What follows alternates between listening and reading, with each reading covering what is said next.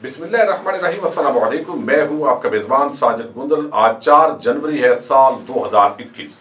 Nawaz Sharif Saudi अरब फरार होने की तैयारियां मुकम्मल कर चुका है और उसका पर्सनल स्टाफ सऊदी अरब पहुंच चुका है। ये एक आम न्यूज़ है, इस पर हम बात करेंगे।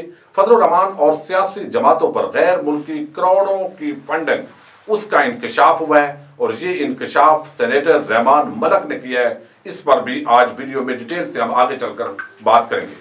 शरीफ और जरदारी माफिया की करप्शन पूरी दुनिया में फैली हुई है। इनकी बिजनेस एम्पायर्स हर जगह मौजूद हैं। मुख्तलिफ ममालिक के जो शाही खानदान हैं या वहाँ के मुख्तलिफ सियासतदान हैं, उनके साथ इनके ताल्लुकात हैं। चूंकि ये ताल्लुकात जो है वो अपनी ज़ात के लिए इस्तेमाल करते हैं। हमने देखा मोदी के साथ जो इनकी यारी थी वो भी अपनी ज़ात की खातर थी, मुल्क की खातर नहीं थी। तो अब नवाज शरीफ जो है उसको बरतानिया से निकल कर कहीं किसी और मुल्क के अंदर पनाह लेनी है, वापस पाकिस्तान वो आ नहीं रहे। इस हवाले से कुछ बड़े संजीदा सवालात हैं। लेकिन आज रोजनामा दुनिया के अंदर तारक अजीज साहब जो बड़े आम रिपोर्टर हैं, उन्होंने एक आम रिपोर्ट दी है जिसके अंदर बड़े आम इंकशाफात हुए हैं। एक तो सैफुर रहमान की वसातत से कतर के हुकूमत के साथ राब्ता कर लिया गया, उन्होंने बताया है, और कतर की हुकूमत ने कहा है कि अगर नवाज शरीफ कतर में आएंगे तो हम वेलकम करेंगे। दूसरी तरफ खबर, इंतहाई आम खबर ये आई है कि वहां पर बरतानिया के अंदर भी एक तो 40 करोड़ रुपए से जायद पाकिस्तानी बनते हैं। हारून रशीद साहब ने, तजजिया निगार ने एक आम खबर दी है कि वहां पर अगर इतनी इन्वेस्टमेंट नवाज शरीफ कर दें तो फिर उनको बिजनेस वीजा मिल सकता है, और उस हवाले से शायद शरीफ खानदान जो है वो तैयारियां भी मुकम्मल कर रहा है। लेकिन एक साथ खबर और आई है कि नवाज शरीफ सऊदी अरब रवाना हो रहे हैं। उनका जो पर्सनल स्टाफ है वो भी सऊदी अरब पहुंच चुका है और शाही खानदान शाह सलमान और मोहम्मद बिन सलमान ने उनको वहां पर वेलकम किया है। वहां वो उमरा भी अदा करेंगे और साथ जो है हुसैन नवाज, जो हसन नवाज का छोटा भाई है, नवाज शरीफ का बेटा है, वो वहां पर ऑलरेडी जो है वो क्याम करता है, वहां उसका बिजनेस है। तो वहां उसकी रहशगाह पर नवाज शरीफ का क्याम होगा और साथ ही जो है वो शाही खानदान के आम लोगों से नवाज शरीफ की मुलाकात भी होगी। अब सवाल ये पैदा होता है कि अगर इस तरह का माहौल बनता है, नवाज शरीफ बरतानिया से सऊदी अरब के अंदर आ जाते हैं और यहां पर शाही खानदान उनको प्रोटोकॉल देता है, तो इसका मतलब है कि रियासत पाकिस्तान, हुकूमत पाकिस्तान, एस्टेब्लिशमेंट, फौजी क़यादत का फिर पूरा वजन जो है वो सऊदी शाही खानदान ने उठा लिया है। जब एक तरफ ये मामला है तो दूसरी तरफ सऊदी अरब के साथ जो हमारे पुराने मुआहदे हैं, 9 अरब डॉलर की सरमायाकारी जो पाकिस्तान में सऊदी अरब इन हालिया इसी महीने के अंदर जो है उस पर पेशरफ्त का आगाज हो रहा है और सऊदी वजीर खारजा भी आ रहे हैं, तो क्या इसके अंदर तदाद नहीं है? ये हमारे रोजनामा दुनिया के तारक अजीज साहब ने रिपोर्ट, यकीनन उनकी बड़ी मालूमात होती हैं और वो बड़ी ऑथेंटिक रिपोर्ट देते हैं। तो वो कहते हैं कि अब जो है वो नवाज शरीफ मुमकिना तौर पर, उनका स्टाफ पहुंच चुका है, हुसैन नवाज के साथ वो बाकायदा कोऑर्डिनेट कर रहे हैं और यहाँ पर नवाज शरीफ सिर्फ उम्रे की हद तक आएंगे।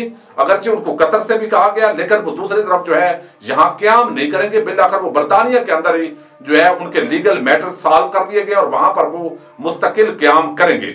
अब इस हवाले से हमें ये देखना है कि एक तरफ मरियम जहां भी जाती हैं, जहां पीडीएम के जलसे होते हैं, प्रोग्राम होते हैं, वहां वो कहती हैं मेरा बाप बड़ा बहादुर है, मेरा बाप जो है पाकिस्तान की खातर सारा कर रहा है। लेकिन एक मफरूर इश्तिहारी शख्स वो वहां पर बैठा हुआ है और बैठ कर जो है वो इधर आने का नाम नहीं लेता। तो अब हम उसको बहादुर कहें या बुज़दिल कहें, लेकिन अब देखना यह है कि सऊदी अरब इसको जो है वो अपनी तरफ लेता है या नहीं लेता। लेकिन ये खबर आज इंतहाई आम है कि उनका स्टाफ जो है वो सऊदी अरब पहुंच गया है। हुसैन नवाज की रहायशगाह पर इनकी जो है वो मुलाकातें भी होंगी और साथ ही ये यहाँ पर क्याम करेंगे।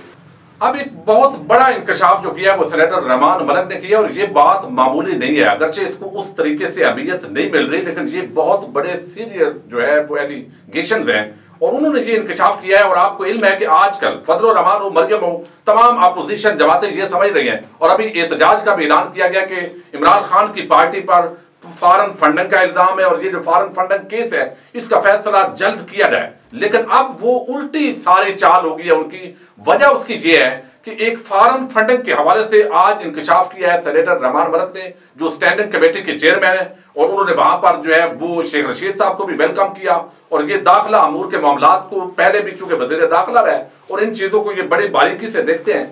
उन्होंने इंकशाफ ये किया है कि ये अभी जो हालिया लहर है उसके अंदर भारत अफगानिस्तान राज जो है खास तौर पर इस हवाले से पाकिस्तान की सियासी जमातों में फिरका वाराना फसादात के लिए मजहबी जमातों के अंदर भारी फंडिंग करोड़ों डॉलर जो है वो बांट रही है।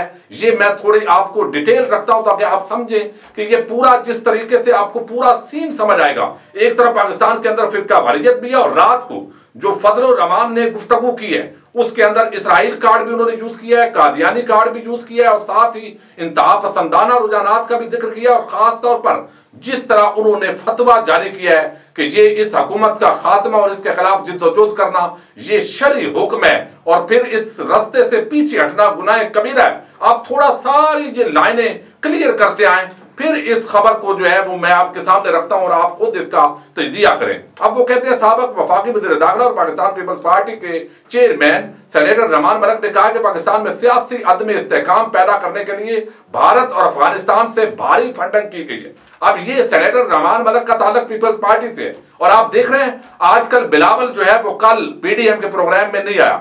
बिलावल और पीपल्स पार्टी अब फासला करना शुरू हो गए क्योंकि कुछ ऐसी रिपोर्ट आ रही है जिसका वज़ीर आज़म ऑलरेडी इस हवाले से इंकशाफ कर चुके हैं कि गैर मुल्की फंडिंग हो रही है और मुमकिन तौर पर जिस तरह मैंने कहा कि नवाज शरीफ अगर सऊदी अरब के अंदर पनाह लेते हैं तो जिस तरह पहले भी ये बातें होती है कि शायद पीछे कोई अरब मुल्क है जिसकी शय पर ये इतना बहादुरी का सारे बदैर मुजाहरा कर रहे हैं, तो अब यहां पर ये पीपल्स पार्टी के हैं और पीपल्स पार्टी अब पीडीएम से अलहदगी भी इख्तियार करती है आपको दिखाई दे रही है। बिलावल कल भावलपुर के जलसे के अंदर शरीक नहीं हुए और ये फंडिंग जो है ये चीजें सामने आ रही हैं। अब भारत और अफगानिस्तान से फंडिंग हो रही है, यकीनन इसके पीछे राह है, इसके पीछे मोसाद है और वो नहीं चाहते कि ये हुकूमत आगे चले।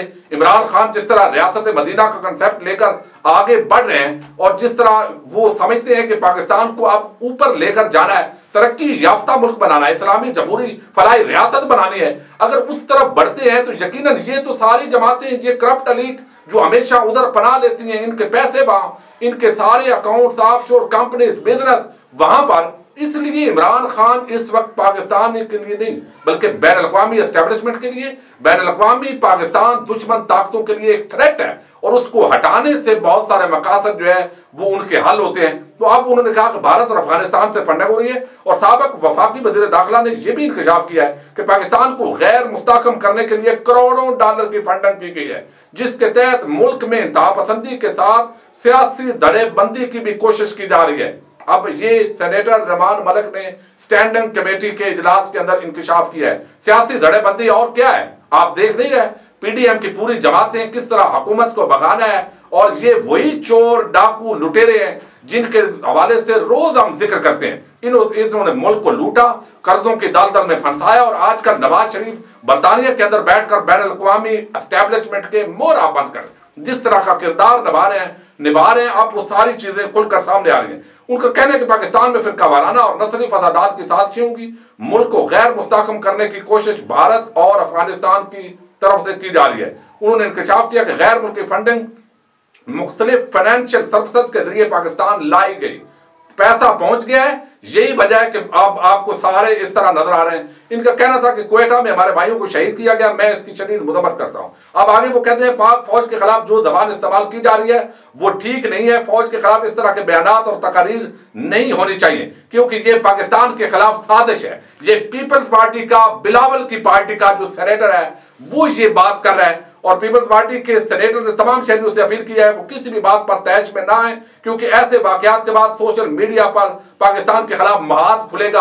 अब एक बंदा पीपल्स पार्टी का होकर वो ये बात कर रहा है कि आप इनकी साजिशों के अंदर ये पूरी पीडीएम तहरीक और इस तरह के लोग जो पाकिस्तान के अंदर इस्तेहकाम नहीं चाहते, वो उन्होंने नाम नहीं लिया पीडीएम का, लेकिन ये सारा जो सीन है वो क्लियर होता दिखाई दे रहा है, पूरी फिल्म आपके सामने आ रही है। उन्होंने कहा कि बतौर चेयरमैन स्टैंडिंग कमेटी दाखिला हुक्म दूंगा कि पाकिस्तान मुखालफ तशहीर को रोकें, सोशल मीडिया पर पाकिस्तान मुखालफ मवाद को फौरी ब्लॉक किया जाए, वजीर आजम भी सोशल मीडिया पर शेयर होने वाले मुल्क मुखालफ मवाद पर फौरी एक्शन लें। तो ये मामला जो आपको नजर आ रहा है इसके पीछे इसराइल, भारत, अफगानिस्तान की मुख्तलिफ एजेंसीज, ये सारा एक ड्रामा जिस तरह का नजर आ रहा है। अब ये आस्ता आस्ता चीजें खुलेंगी और जब खुलेंगी तो इमरान खान का फॉरेन फंडिंग का जो केस है वो बहुत पीछे रह जाएगा।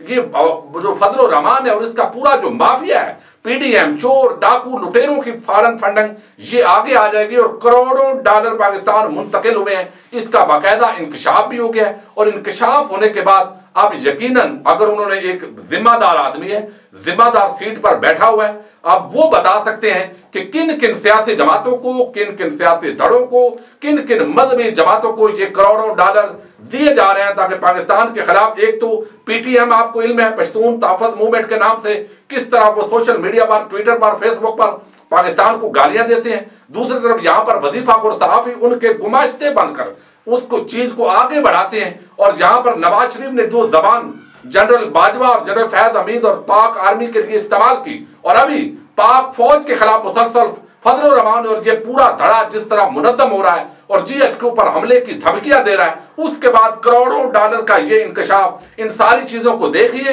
नवाज शरीफ अगर सऊदी अरब आते हैं तो यकीनन पाकिस्तानी हुकूमत के ताल्लुकात उनके साथ दुरुस्त नहीं रहेंगे।